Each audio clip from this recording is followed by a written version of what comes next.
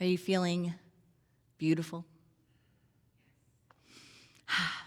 In the midst of all the other possibilities on this day, when we engage consciously in the practice, we can feel beautiful, even in the midst of anything. I recently had the beautiful opportunity to host virtual coffee with the minister, which is something that we've been doing now for a little while. We have opportunities for anyone on the app or online to sign up to just get more connected. So that works if someone's new. That works if someone just feels like they want to be more deeply connected or want some conversation and support. And it is a delight to be able to have those conversations. I also had the delight of connecting with our new membership class. So we have quite a number of people who have signed up for membership, said they wanted to step forward and take that step into membership. And it was just a delight to host the virtual class because our membership is now open to anyone, whether they're in person or whether they are living in another state and live streamers. And we had people from all over in that class. In fact, we did something that we've never done before, which is where you can put your name online, where it goes in Zoom. We had everyone put the state where they're from, so that right there on the screen we could see where everyone was from. And the beauty of that gathering was that I got to see how people that I didn't even know yet are already so connected with UVC. They're connected because they have met friends here. They are connected because they feel like people are family here. They are connected because they joined a small group or somehow got connected and have been a part of this spiritual community and then taken the step to say, I want to do more, be more. I want to become an owner and a co-creator of this spiritual community. And I want to step forward. I want to make a commitment of my time, talent, and treasure. And it was just a delight, these two experiences, because they've been on my bucket list. They've been on my, what I call my kind of UVC rainy day list, right? So there are a lot of things that we just never had the time, never had the resources, never had the energy to do. But I'm one of those vision people. I'm an idea person. If you spend too much time with me, you'll get exhausted because I always have things unfolding. I always have another thing that we could do, another way that we could reach out. And one of my kind of dreams was that with our online community, it didn't only go one way, from the sanctuary out to their homes, out to where they are. I always just imagined them and brought them into my mind and my, blessing time. But I never knew who they were, right? There was no way to know who they are out there unless they connect back with us on their own. And now we have a flow. Now we have relationship. Now we have not just an in-person sanctuary, but we have a virtual sanctuary. Now we have all this time to connect. But guess what? I've been here for 10 years, and I can't tell you how long I've had that vision. I can't tell you how long I have known it's time for us to do more online interactive work. I can't tell you how long I've thought we need to have classes and courses that are on demand, by demand, so that someone in their own space, at their own pace, at their own time could do it, where we should have an online bookshop where everyone could see the resources available. They could see if I'm new here, well, what are some of the books that I should be reading if I want to get to know more about unity? I have known these things for so long, but guess what? They were all on the rainy day list. Even Babies and Bellies was on the rainy day list for the longest time before we did it. But what happened in the last 2 years is that there was a stopgap, right? There was a stop and everything had to shift. It had to shift anyway. So all the priorities that were dropped to the ground, and it was now open creative space. What are the real, true priorities? What will matter? What will make a difference? What is being called for, asked for? What is emerging? And how can we listen to that? And how can we prioritize our time? I always wanted to be able to offer more in an expansive way, like my work with AG&T, the Association for Global New Thought, but having the time and having the space to do that wasn't always there. There was a time ago when one of our board members, Paul Summers, who was an incredible board member, he took a few stands that were really significant, and he probably doesn't even know this or realize this, but he said a few things, and he activated a few things, and he put forward a consciousness of a few priorities from what he saw our gifts were and my gifts were, and he gave them voice. He spoke to them. And we may not have done them all right now, but they've always stuck with me. And now we've allowed them to emerge. Now we've created the space and the time for them. Never doubt the power of your impact. I share those stories because so often in life, we do what's in front of us and we do what we've done before, rather than giving our time and attention to what's emerging. You can see it in everything systematic and everything that's big and heavy that's not flexible and can't move. So organizations that can't move, that have too much physical space, that they're not mobile or they can't be flexible, systems that are actually, they have the front of being what they're about, but in actual reality, behind the surface, they're about a whole bunch of other things. All of those things have come to the surface. Anything that's not in integrity, anything that's not emergent, has started to struggle. Unfortunately, one of those things happens to be church or spiritual community, right? Church, we got a minister in the house, so he knows. He reads up on all the stuff. Have you heard the statistics about how many ministers are leaving pulpit ministry? It is shocking. How many people, and the number of people at 45 and under that are leaving is something like 50% that are leaving ministry. And the number of ministries that now don't have a minister and that have lay leader leadership because they can't find one. The number of ministries that are open. I have even voiced to our leadership before, I feel like I'm not doing enough with this and that and da-da-da. And I was reminded and told, listen, you are actually at the forefront of what everyone is doing right now. The fact that you have done this and you have done that and you've put that into play, because that's not the word we're hearing from a lot of other centers. We are hearing that we don't know how to approach this time, or that we're closing our doors, or that our minister left, or, fill in the blank. And this is not to blame or shame anyone. We've known for years that the system of ministry, the system of church is having its struggles. But what else is having its struggles, and what else is consuming our time so that we're not focused on what's important? So right now at UVC, we've had some real shifts in the past couple of years. A lot of those shifts for so many people in the world happened on the front end of that 2 years. But for UVC, we're feeling it right now, because just about every position behind the scenes, shout out to Larry, shout out to our band, shout out to that incredible rock star that volunteers his time every Sunday making our live stream happen. They are all consistent. But on the other side, the side that you don't see, the only thing that hasn't turned over is me. We went from full staff, we went from multiple positions, and then we went to splitting all of that between two of us, and then we went to me.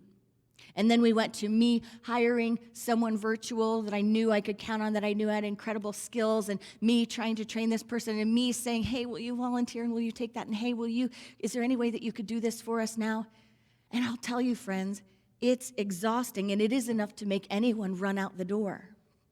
And in the midst of that, your charge and your call and your job is to be inspiring and to show up on Sunday morning with something that flows and something that nourishes us. Do you know my process for supporting myself to get ready for Sunday morning? No matter how much I have to do, no matter how much work, and lately it's been administrative.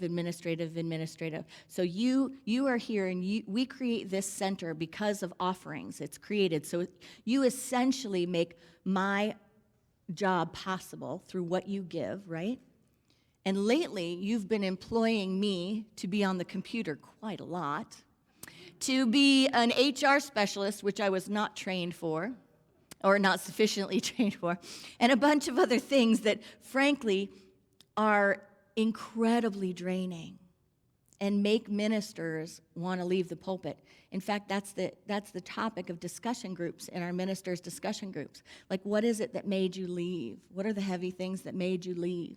And yes, people say family systems. People say it's the 24/7, but people often say it's the administration. And I've been reading articles about people who have left and said, oh, now I have my weekend with my family, or now I work at the bank and I get to do this at these other times. And these particular times have made what was already interesting and unique as far as a lifestyle have made it even more difficult.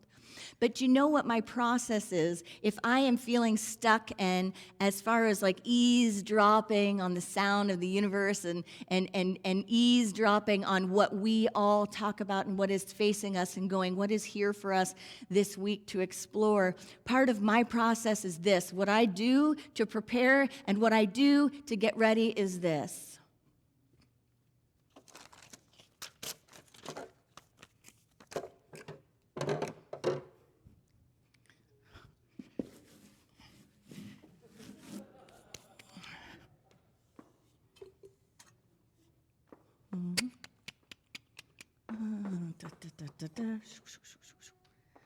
I clean. I'm not kidding you. What happens for me is when I get bogged down with not enough energy, too much stress, not enough resources, not enough time, all of those things that can keep us limited, I clean. I couldn't for the life of me write a talk in a room that had shkamuj all over it, that was just like shakti shalakti all over the place, like papers and piles and books and construction or whatever. My brain wouldn't work. Isn't that interesting and odd? But I think it's true for each one of us. There is something to our creative process that empowers it and enables it. It can be getting out on a walk and going to be with nature. It can be being with friends. It can be processing verbally and doing something. It can be like taking your mind off of things in a way that expands your awareness outside of what you're currently looking at. You know, mathematicians and scientists and inventors are known for doing things where they like stop looking at what they're looking at or what they need to solve or resolve and getting up and doing something different. Something that may seem totally unrelated or odd. It may even be going to sleep and then waking up and seeing it again with new eyes.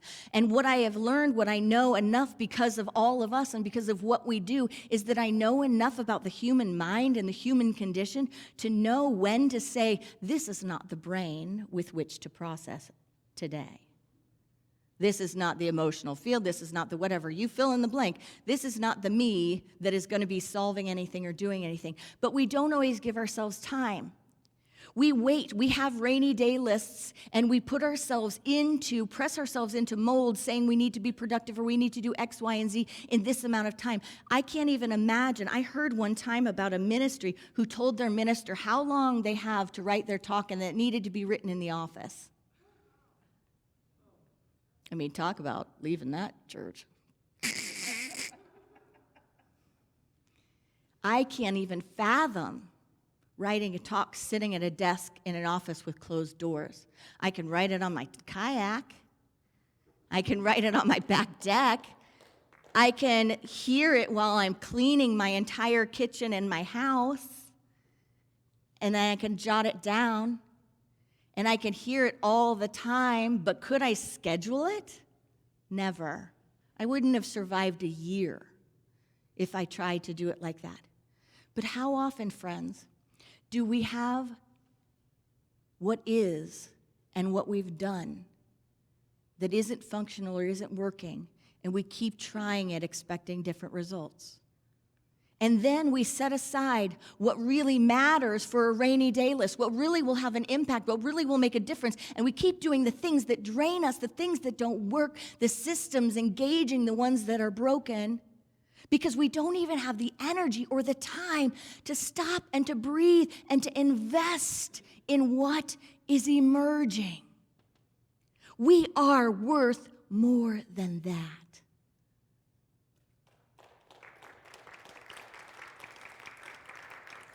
We are worth more than that, and there's a better way, a different way to live. We're not here to wait for rainy days to get the good stuff done.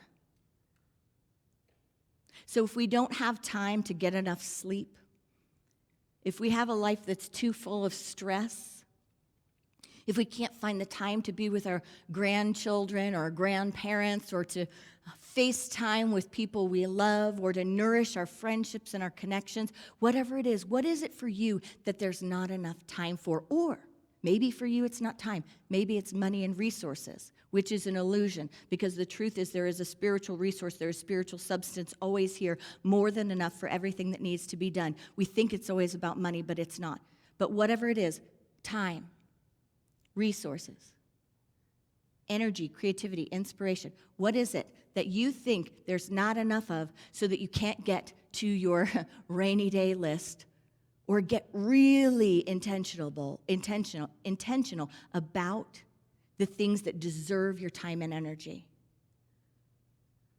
You know, just in the last, I would say, 2 weeks, I have received more as far as my position in Unity Village Chapel. Like, I already thought that it was, way too much. And I've been telling the board over and over, we're over our heads. I'm over my head. It's too much. It's too much. I need help. I need support. Help me, help me, help me. And then in the last 2 weeks, we got more. A lot more. And hold in prayer, hold in vision, we're launching an administrative position, which maybe would be a ministerial associate position with strong administrative skills. But I haven't been able to have a full week off, really off, for a long time. And I have 24/7, every day of the week, things coming to me. And this is not meant to be a complaining session. I'm talking to myself as I'm doing this. And I'm sharing this because we're all doing this in some way in our lives. In some way, shape, or form, we're all doing this in our lives. But here's the thing about it. In the last couple of weeks, more has emerged. And you know what happened to my stress level? It's like I was already right here, right? And then more happened. And you know what happened? Crack. Now, I don't want to knock on wood. I want to knock on the wood really, really hard before I say this. Like, the stress just disappeared. Like, the anxiety, the buildup, the holding on, the pulse, it just lifted. Like, I was literally at the point where I was thinking, I haven't had this feeling since I went through something really difficult and challenging a number of years ago.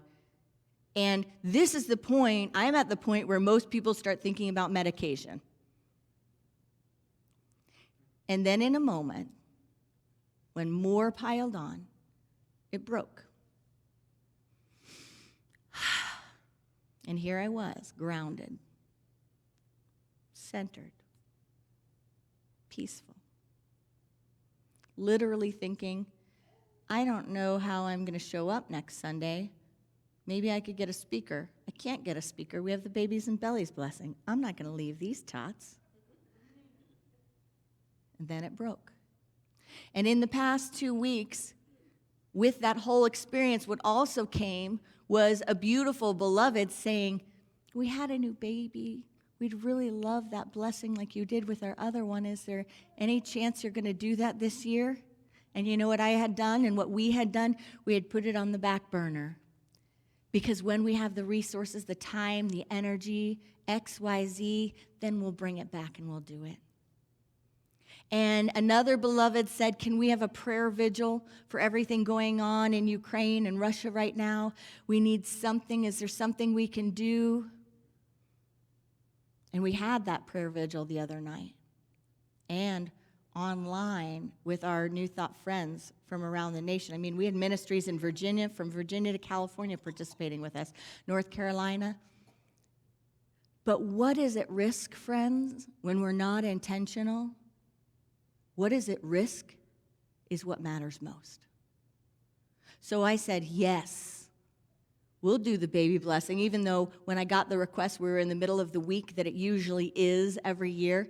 I said, I don't know how we're going to do it, but we're going to put it on the schedule for the end of the month. Yes.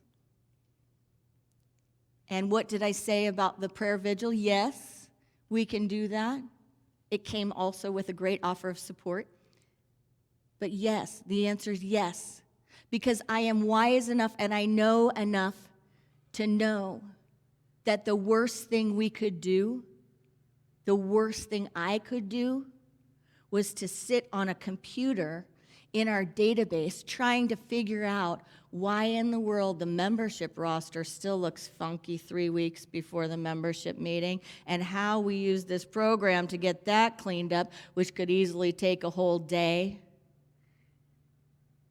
And I'm wise enough to know that you step forward with what matters, because time does not wait for you. Time is here for us to master, not to have it master us. Resources are here for us to utilize, not to have them master us. Energy is here for us to steward and to learn how to master, not for it to master us. Amen?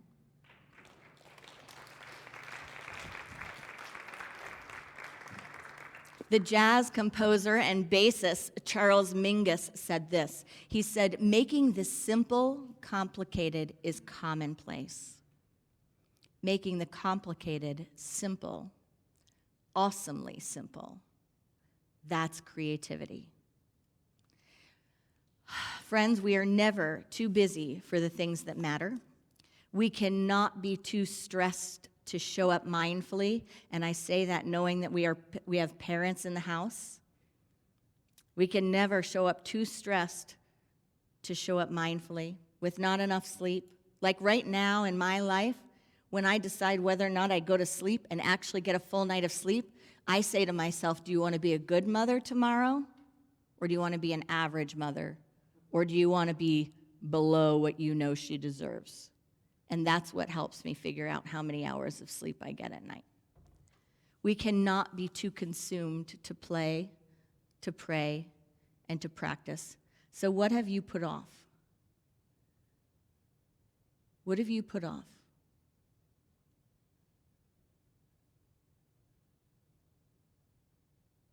And what are you going to make room for? I want to share with you just a little bit as we close from Deepak Chopra. This is the book, The 7 Spiritual Laws for Parents. He says this, by connecting with Spirit, we ride this cosmic organizing power and take advantage of it. He talks about the principle of least effort. He says that we have this obstacle of our ethic these days that talks about the more work we do, we reap greater rewards, and bursting through that illusion. He said, first, nature herself operates through least effort. The laws of physics dictate that any process from the spin of an electron to the spin of a galaxy must function according to the most efficient expenditure of energy with the least drag. Second, human advancement always comes through ideas, inspiration, and desire. These occur spontaneously. There is no amount of work that can force inspiration or desire or even consistently good ideas. And he talks about how it's about going with the flow. He says the highest responsibility is fulfilled not by doing a huge amount of work, and you fill in the blank, but by doing the work of Spirit in an attitude of joy and creativity. This is the only way that life without struggle becomes possible. I'll read it again. The highest responsibility is fulfilled not by doing a huge amount of work, but by doing the work of Spirit in an attitude of joy and creativity. This is the only way that life without struggle becomes possible. He talks about how different it is when we show up and we do work and we do life and we do play when we're relaxed and comfortable. And he says this, the only way to be in the zone or in the flow is to relax. Relaxation is the prerequisite for the inner expansion that allows a person to express the source and inspiration of joy within. Friends, there is never too much to show up to what matters. Namaste.